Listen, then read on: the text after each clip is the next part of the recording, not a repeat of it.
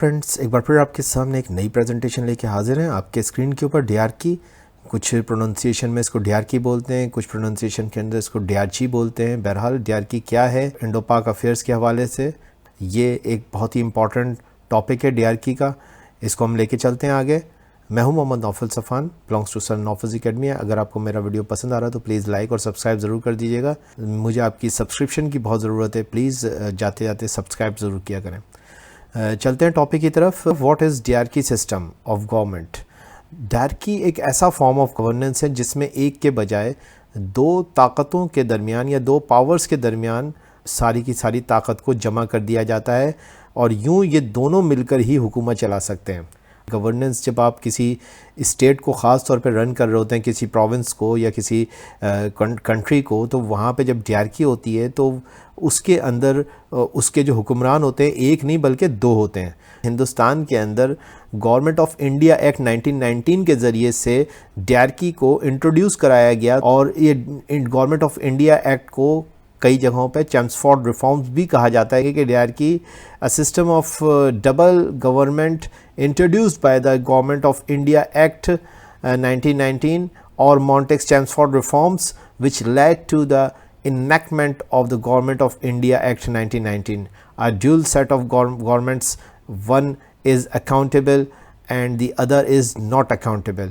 کہ اس system of governance کے اندر، جس کے اندر ڈیول سسٹم آف گورننس ہوتا ہے، اس کے اندر ایک طاقت یا ایک پلر یا ایک پول جو ہوتا ہے وہ اکاؤنٹیبل ہوتا ہے، یعنی کہ جواب دہ ہوتا ہے، اور دوسرا جو پول ہوتا ہے گورننس کا وہ اکاؤنٹیبل نہیں ہوتا، یعنی کہ وہ کسی کے آگے جواب دہ نہیں ہوتا، اور یوں یہ ڈیارکی کہلاتا ہے. گورنمنٹ آف انڈیا ایکٹ 1919 کے ذریعے سے جب ڈیارکی کو انٹروڈیوس کرایا گیا تو یاد رکھیے گا کہ اسی وقت بائی کیمرلزم کو بھی اسی وقت انٹروڈیوس کرایا گیا، یعنی کہ بائی کیمرل سسٹم انڈیا کے اندر گورنمنٹ آف انڈیا ایکٹ 1919 کے ہی ذریعے آیا.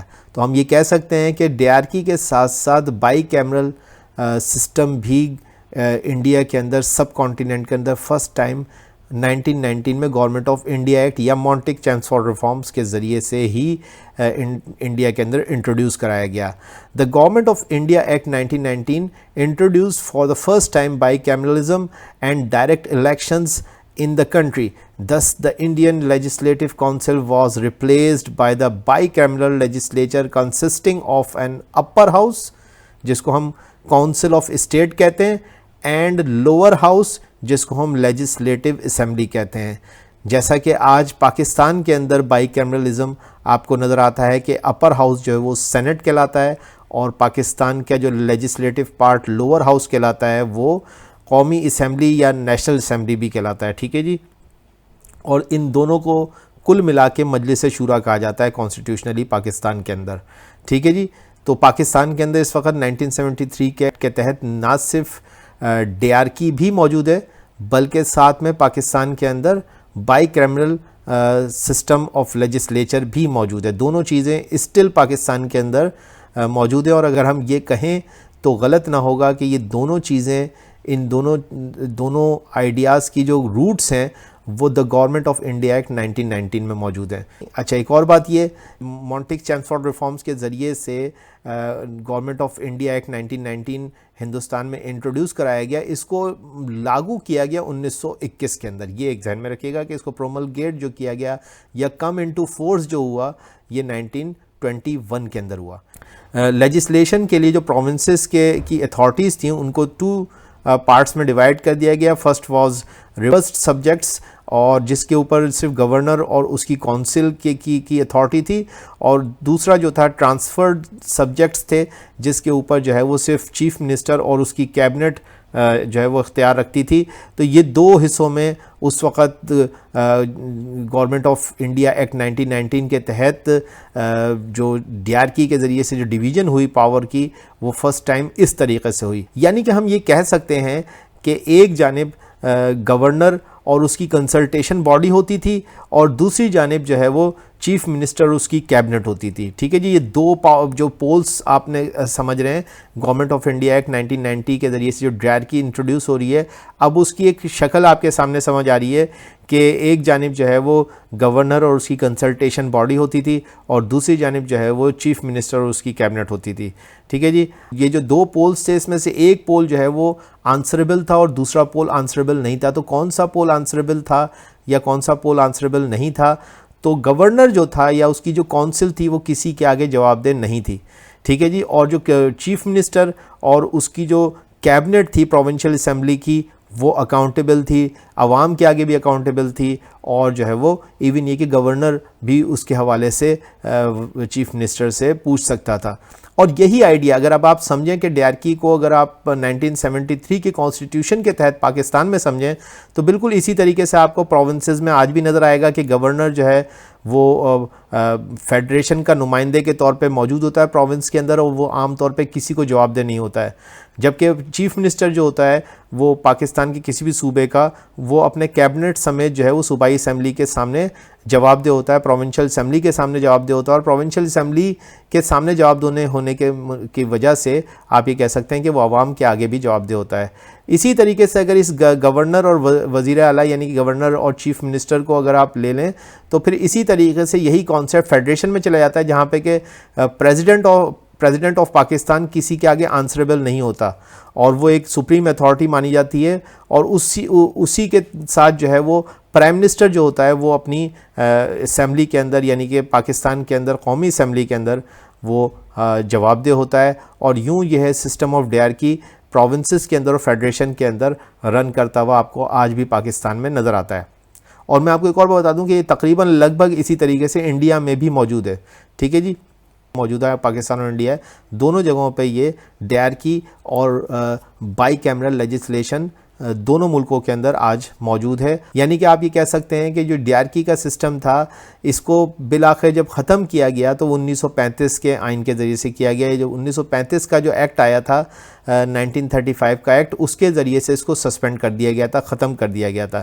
یاد رکھیے گا یہ جو ایکٹس آتے رہے چاہے وہ گورنمنٹ آف انڈیا ایکٹ 1919 تھا یا گورنمنٹ آف انڈیا ایکٹ 1935 تھا, یہ بیسیکلی آپ ان کو کانسٹیٹیوشن کہہ سکتے ہیں, کانسٹیٹیوشن آف انڈیا. کیوں نہیں کہہ سکتے کہ یہ کانسٹیٹیوشن ہے اور ہے کانسٹیٹیوشن؟ وہ اس لیے کہ بیسیکلی یہ پاس ہو کے آ رہا تھا لنڈن سے, جو لیجسلیٹو اتھارٹی تھی وہ ایک قانون کی صورت میں انڈیا کو رول کر رہی تھی, تو وہ لاء کے ذریعے سے کرتی تھی اور اس کو وہ ایکٹ کا نام دیتی تھی. لیکن بہرحال وہ ایکٹ جو ہے وہ کانسٹیٹیوشن کنسیڈر کیا جا سکتا ہے, لیکن اس کو کانسٹیٹیوشن کہا نہیں جاتا ان دا کالونی آف انڈیا. 1935 کا جو ایکٹ تھا ہندوستان کے اندر اس وقت ڈیارکی کو ختم کر دیا گیا, اور یہی وجہ ہوئی کہ جب پاکستان بنتا ہے تو اس وقت پاکستان میں کیونکہ 1935 کے ایکٹ کو ہی ایز اے کانسٹیٹیوشن چلایا گیا ابتدا میں, تو ڈیارکی پاکستان کے اندر اس وقت موجود نہیں تھی. پاکستان میں ڈیارکی دوبارہ سے آئی ہے 1973 کے کانسٹیٹیوشن کے تحت, اور اسٹل پاکستان میں رن کر رہی ہے. تو 1935 کے جو گورنمنٹ آف انڈیا ایکٹ تھا اس کے ذریعے سے صوبوں میں جو ڈبل حکومت تھی یا ڈیارکی تھی اس کو ختم کر دیا گیا تھا, اور اب یہ اتھارٹی اس زمانے میں صرف سینٹر کے اندر موجود تھی, جہاں پہ کہ گورنر جنرل اور اس کی کونسل کے پاس یہ ریزرو سبجیکٹس تھے, جبکہ جو اس کے منسٹرز تھے ان کے پاس کچھ ٹرانسفر سبجیکٹس ہوتے تھے. یہی 1935 کا قانون بعد میں ہندوستان اور پاکستان کے اندر انٹرم کانسٹیٹیوشن کے طور پہ رائج کیا گیا, جیسا کہ میں نے آپ کو بتایا. اب میں آپ کو یہاں پہ تھوڑا سا پاکستان کی کانسٹیٹیوشنل ہسٹری بتا دوں. پاکستان کے اندر 3 کانسٹیٹیوشن اب تک آ چکے ہیں, ایک 1956 کا کانسٹیٹیوشن, دوسرا 1962 کا کانسٹیٹیوشن, اور تیسرا جو کہ آج موجودہ کانسٹیٹیوشن ہے 26 کانسٹیٹیوشن امینڈمنٹ کے ساتھ 1973 کا کانسٹیٹیوشن ہی پاکستان کا موجودہ کانسٹیٹیوشن ہے, پریزنٹ کانسٹیٹیوشن ہے. ٹھیک ہے جی, یہ جو پاکستان کے 3 کانسٹیٹیوشن ہیں ان کی تھوڑی سی میں ڈیٹیل آپ کو بتاتا ہوں کہ 1956 کے کانسٹیٹیوشن کے اندر مکمل طور پہ ڈیارکی کو ریموو کر دیا گیا تھا, اور لیکن یہ پارلیمنٹری فارم آف گورنمنٹ ہی تھی. ٹھیک ہے جی, جبکہ 1962 کا جو گورنمنٹ تھی وہ ایک پریزیڈنشل فارم آف گورنمنٹ تھی, اور اس کے اندر بھی ڈیارکی موجود نہیں تھی. ٹھیک ہے جی, جب 1973 کا کانسٹیٹیوشن آیا تو نہ صرف ڈیارکی کو ریسٹور کیا گیا بلکہ بائی کیمرل جو سسٹم آف گورننس تھا اس کو بھی دوبارہ سے ریسٹور کر دیا گیا، اور اس طریقے سے پاکستان کے اندر ہم کہہ سکتے ہیں کہ ان 1973 ڈیارکی اینڈ بائی کیمرل form of parliamentary democracy was given to Pakistan in 1973 constitution، جو کہ پریزنٹ ہے، اس وقت موجود ہے۔ تو بائی کیمرل لیجسلیچرز پاکستان کے اندر اس وقت موجود ہیں، اور ڈیارکی کا سسٹم آف گورننس پاکستان کے اندر موجود ہے، اور لگ بھگ میں جیسا کہ آپ کو بتا چکا ہوں کہ یہی آئیڈیا موجودہ ہندوستان کے اندر بھی اس وقت امپلیمنٹڈ ہے۔ آخر تک جڑے رہنے کے لیے بہت بہت شکریہ، پلیز لائک اور سبسکرائب ضرور کر دیے گا۔ Thank you very much.